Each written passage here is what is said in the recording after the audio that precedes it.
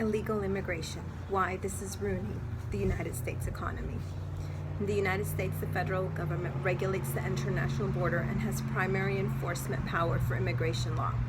Citizens of other nations have no right entering the United States without permission from the government. This poses risk to the safety and national security of our citizens because these individuals crossing illegally have not been properly screened prior to their entrance. Since May of 2022, over 1 million migrants have been allowed to enter the United States while awaiting court hearing regarding their cases. And by October of 2023, it was estimated that the illegal population grew to 12.8 million. Many have moved to major cities for employment, others are homeless, and more than 200,000 are now residing in New York City, causing a strain on the city's economy.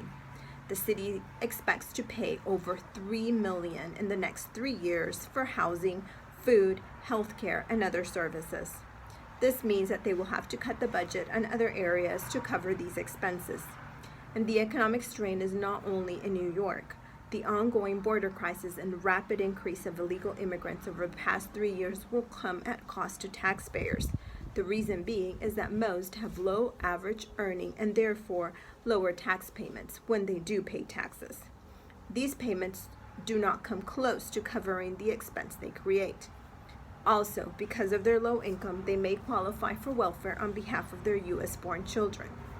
Here in the state of Texas, millions of dollars are spent on programs that specifically benefit illegal immigrants, such as the Emergency Medicaid program, which is a program for individuals with medical emergencies who do not qualify for Medicaid due to citizenship or immigration status.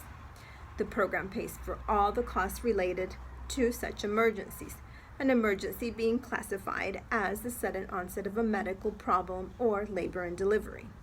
The coverage lasts for as long as a person has experienced the emergency. The Family Violence Program, which provides shelter and temporary housing for victims of abuse and family violence. The Perinatal Program, through Children's Health Program, also called CHIP, which provides prenatal and postpartum care for undocumented immigrants. The Public School Education System. Public school districts are required to enroll minors regardless of their immigration status. The public school education system is where the biggest impact on illegal immigration is felt.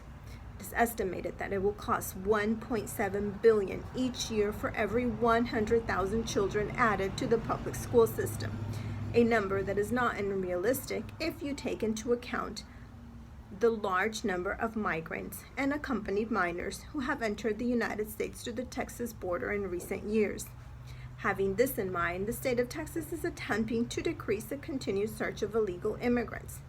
3 new border-related bills were signed by Governor Abbott on December of 2023. Number 1, increased funding to continue building barriers along the Mexican border and increase funding for state troopers to heighten surveillance and housing development near Houston in a place called Colony Ridge, which is said to be a magnet for illegal immigrants.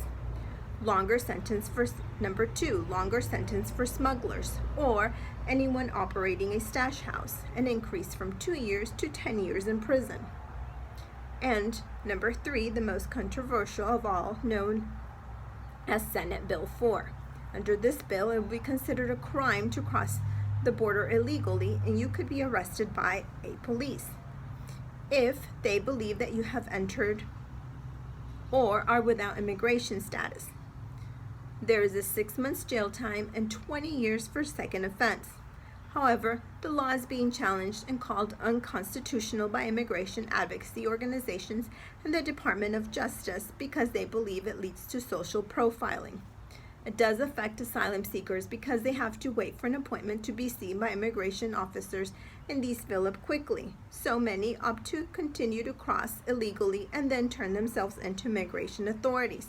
But with this bill, they could potentially be arrested before they turn themselves in.